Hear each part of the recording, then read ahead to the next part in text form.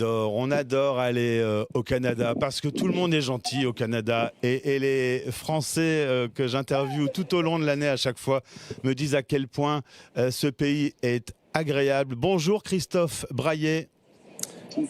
Bonjour.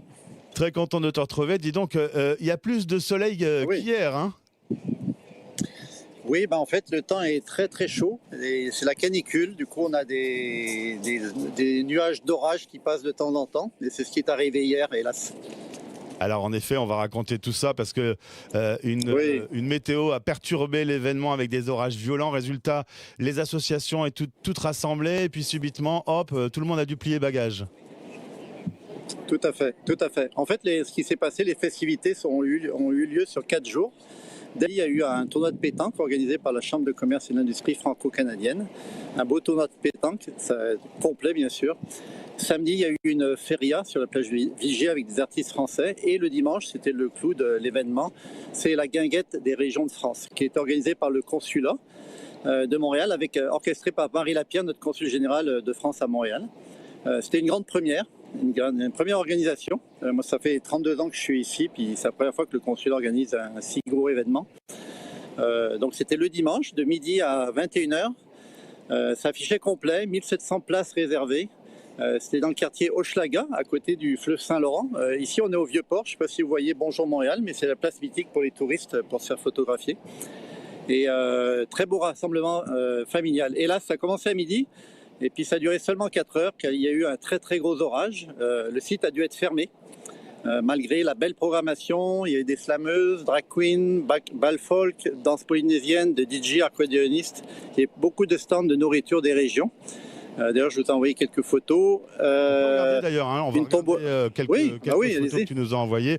Du coup, tu as été un peu pris de court, puisque quand tu es arrivé, en fait, l'orage s'est installé. Donc, du coup, on n'a pas pu profiter au maximum de cet événement. Mais c'est ça, les conditions météorologiques, on doit les subir. Te concernant, Christophe, j'ai pas vraiment encore eu l'occasion de te présenter à nos auditeurs et téléspectateurs. Tu es né à Saint-Étienne et en effet, tu t'es installé il y a 32 ans à Montréal. Oui. Avec une certaine fierté, te voilà directeur général de la nouvelle Alliance française de Montréal. Elle a été fermée pendant plus de 20 ans. Elle vient de réouvrir.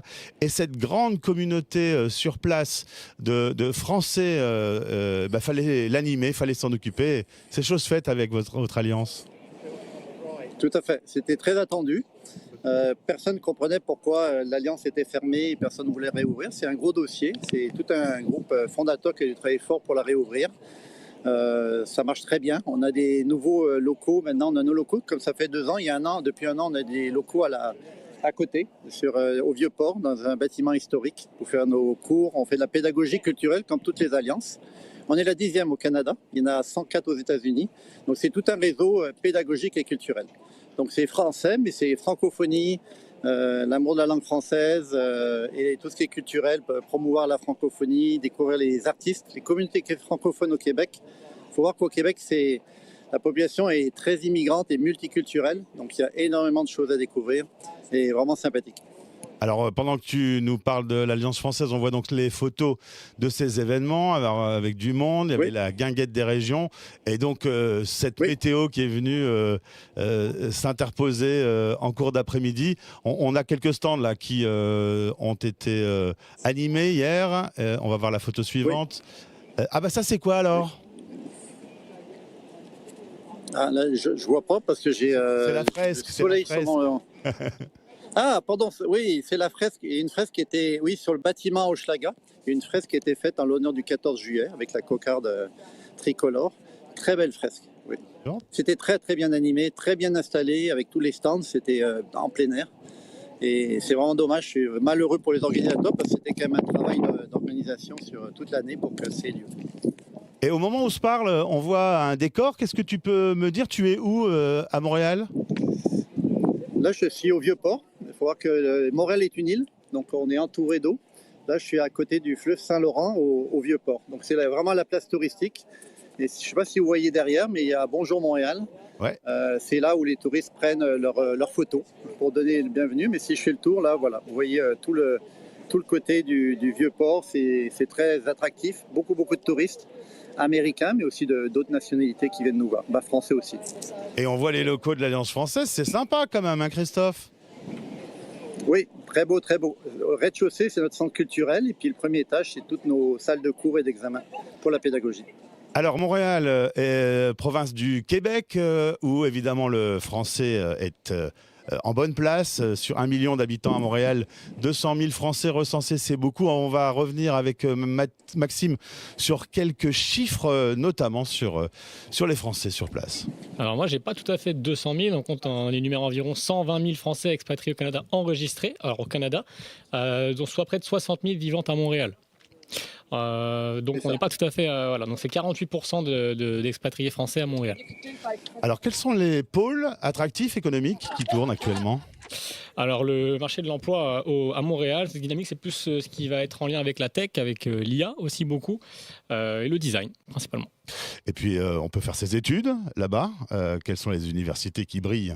Alors j'ai sélectionné 3 universités relativement importante. La première, c'est l'université de McGill. C'est probablement la plus réputée, dans laquelle elle compte parmi ses anciens élèves 12 prix Nobel. On a également l'université Concordia, qui est publique, et aussi l'université Polytechnique. Et puis on va terminer avec les quartiers prisés par les Français. Christophe nous dira si toutes ces informations sont bonnes. J'ai un peu la pression. Alors, j'ai noté le quartier du Plateau. Le Plateau, hein, du coup, c'est un quartier en vogue ces dernières années, aspect festif. Il y a beaucoup de bars, de boîtes de nuit, on fait la fête, mais aussi économique.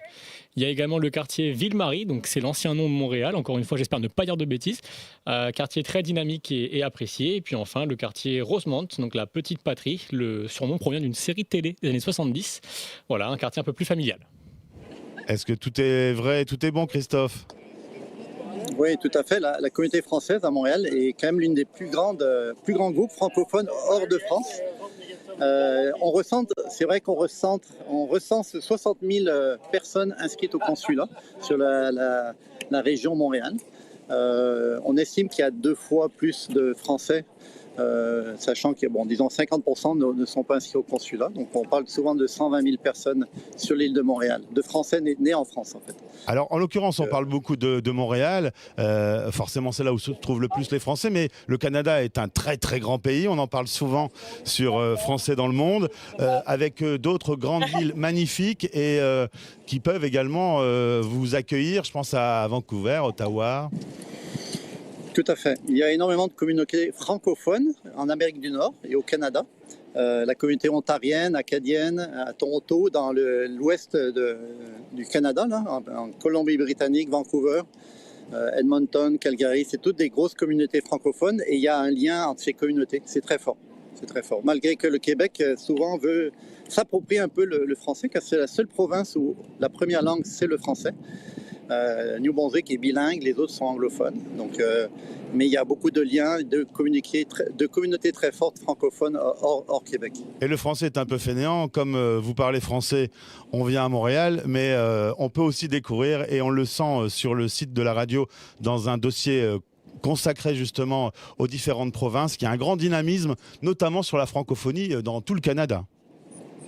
Tout à fait, tout à fait. On parle beaucoup de francophonie. Il y a beaucoup d'événements, beaucoup interculturels, regrouper les communautés francophones. Il y a des associations comme le Centre de la francophonie des Amériques a ce mandat de tisser des liens entre toutes ces communautés francophones pour devenir plus fort au niveau de la francophonie. Le français à Montréal est très préservé par des lois drastiques au niveau du travail, au niveau de tous les espaces publics. Donc ça permet de garder le français première langue au Québec. Eh bien Christophe, je voulais vraiment qu'on puisse échanger et notamment parler de la réouverture de l'Alliance française, de nos partenaires. Oui. Et ça, c'était important. Merci à Cécile Lazartique-Chartier qui nous a mis en relation, qui a vécu longtemps du côté de Montréal et qui est revenue aujourd'hui vivre en France. Je l'embrasse, c'est une chroniqueuse sur notre antenne. Est-ce que tu es avec Lilian, un des chefs d'entreprise? Tu l'as retrouvé, tu ne l'as pas retrouvé aujourd'hui? Non, je ne l'ai pas retrouvé, non. Bon, alors on le salue, on l'aura pour notre prochaine émission, parce que c'est un entrepreneur français. On en interviewe aussi beaucoup des gens qui portent les cultures, les valeurs de la France et qui développent des business à l'international. On pense à eux, on les salue. Christophe, merci beaucoup d'avoir été avec nous. C'est notre première tous les deux, ça m'a fait plaisir de te découvrir. Oui, au plaisir et beau 14 juillet à tous. Merci beaucoup.